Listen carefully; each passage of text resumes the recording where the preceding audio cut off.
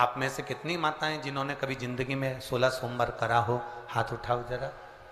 करें 16 सोमवार किन किन ने करे, जरा हाथ उठाओ तो।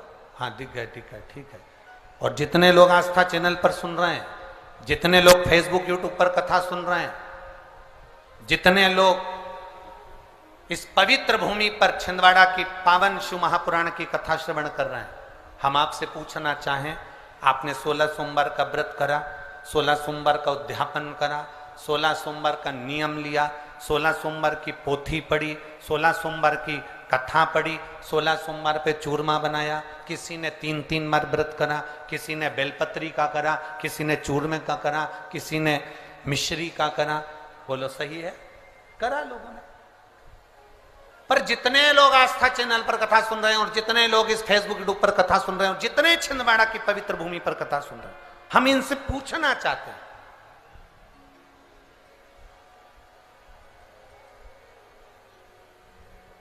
पांच व्रत नहीं, 6 व्रत नहीं, 7 व्रत नहीं, 11 व्रत नहीं, हमारे सनातन धर्म में तो 11, 21, 51, बोलो सही है, 7, 5 ऐसा नियम चला आया है हमारे सनातन धर्म का कि 5 व्रत करना है, 7 व्रत करना है, नवरात्रि के 9 व्रत करना है, 11 व्रत करना है, 21 व्रत करना है, 31 करना है, 108 करना है, 1008 करना है। ऐसे नियम हमारे शास्त्रों का चला आया।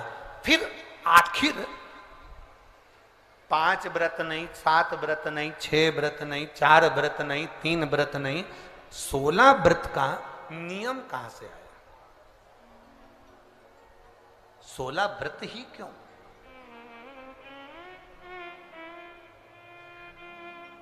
पंद्रह नहीं, 14 नहीं, 13 नहीं, 12 नहीं, 11 नहीं, कितने? 16। ये 16 व्रत का नियम कैसे?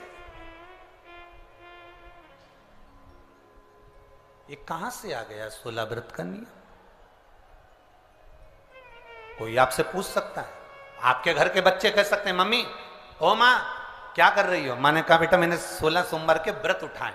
16 सोमवार के व्रत उठाए? हाँ। क्या करती है उसमें?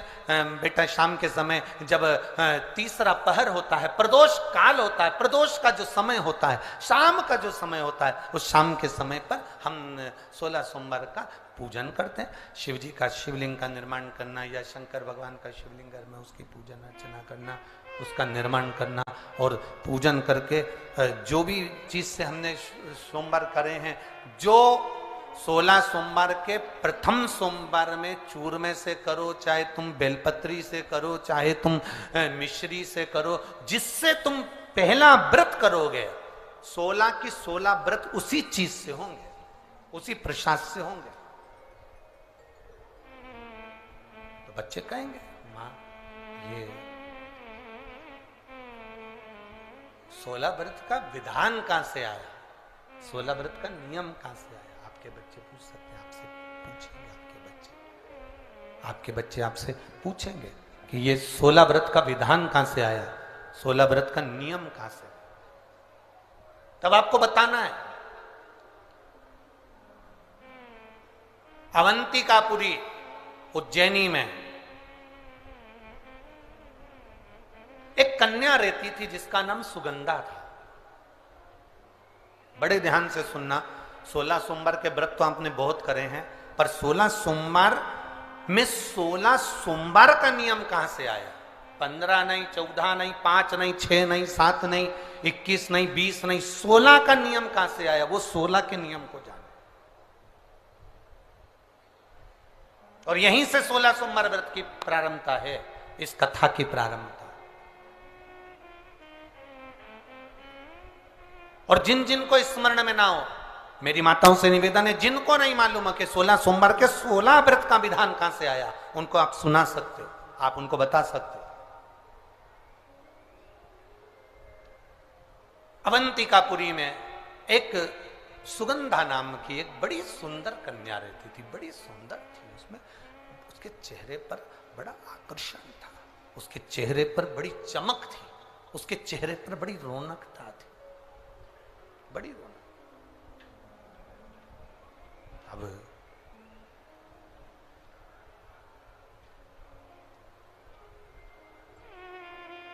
उसकी माता सुगंधा की जो माँ थी, सुगंधा जो कन्या थी, उसकी जो माता थी जिसका नाम रेणुका था, वो रेणुका एक काम बड़ा विचित्र करती थी।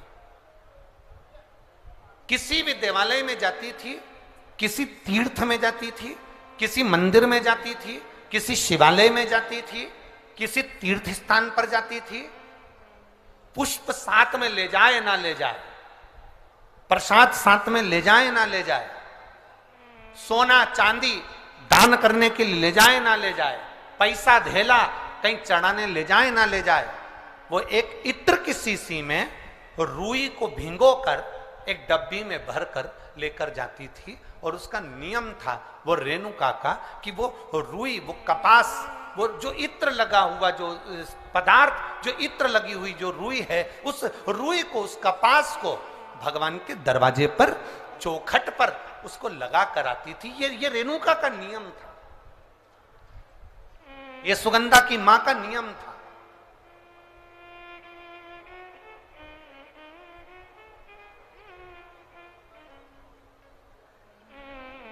एक नियम हमारी जिंदगी में हम जो लेते हैं, वो नियम हमारे लिए सिद्धता देता है। आप में से कई माताएं ऐसी बैठी होंगी जिन्होंने नियम लिया होगा कि मैं शिव जी के मंदिर में जब भी जाऊंगी, मैं देवादिदेव महादेव के मंदिर में जब भी जाऊंगी, मैं शंकर भगवान के मंदिर में जब भी पहुंचूंगी तो वहां झाड़ू लगा दूंगी, मां पोछा लगा दूंगी। बैठी हैं ऐसी माताएं यहाँ पर जो मंदिर में जाकर कभी झाड़ू पोछा लगा देती हो, हैं? तो आप जाकर शिव के मंदिर में बुआरी लगा रहे हो, झाड़ू लगा रहे हो, पोछा लगा रहे हो, या जो बहुत सारे दिए लोग लगाकर चले जाते हैं, जलाकर चले जाते हैं, दिए ठंडे हो जाते हैं, उन दियों को भरकर एक डलिया में, एक खोखे में, एक जगह पर ले जाकर आप रख देते हो, उसका पुण्य कितना है? शिव महापुराण की कथा करी, कितना पुण्य।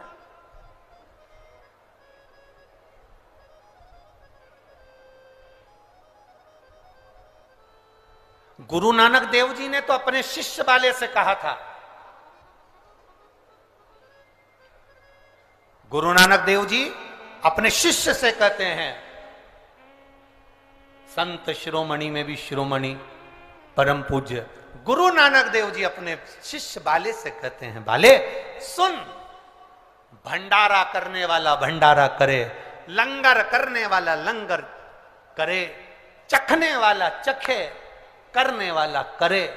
अगर भूलवश भी, बाले, अगर कोई भूलवश भी उस लंगर के स्थान पर से मात्र एक गीला कपड़ा कर कर, एक पोछा कर कर, एक बुआरी सवारनी कर कर अगर निकल भी जाता है तो वो अपनी जिंदगी के कई दुखों को समाप्त कर जाता है। गुरु नानक देव जी कह रहे हैं बाले से।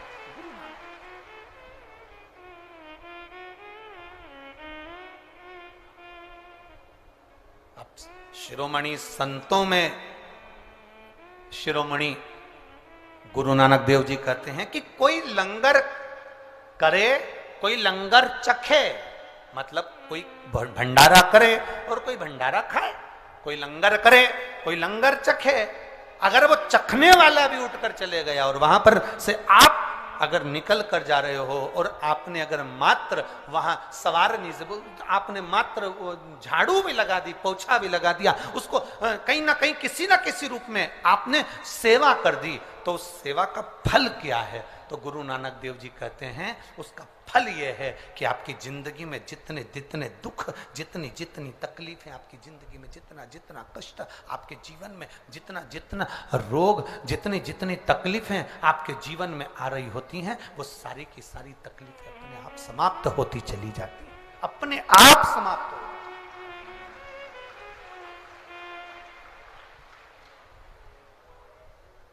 अब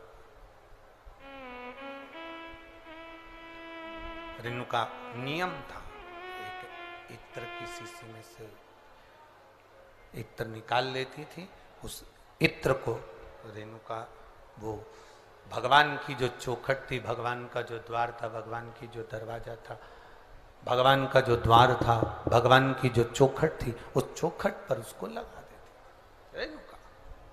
उसका फल क्या मिला? अभी इस पत्र के माध्यम से अपन ने सुना, इन्होंने जो फोटो लगाए करे सब, इस पत्र के माध्यम से अपन ने देखा कि डॉक्टर ने कह दिया, डॉक्टर ने बोल दिया कि गर्भाशय में जो बच्चादानी है उसमें इतना तत्व नहीं, इतना बल नहीं है उस बच्चेदानी में कि वो बच्चा सहन कर ले। पर पहले भी आपको कथा में कहा, देवता देते हैं पल्ला झाड़ कर और महादेव देते हैं छप्पर फाड़ कर। ये महादेव की देने की रीति बड़ी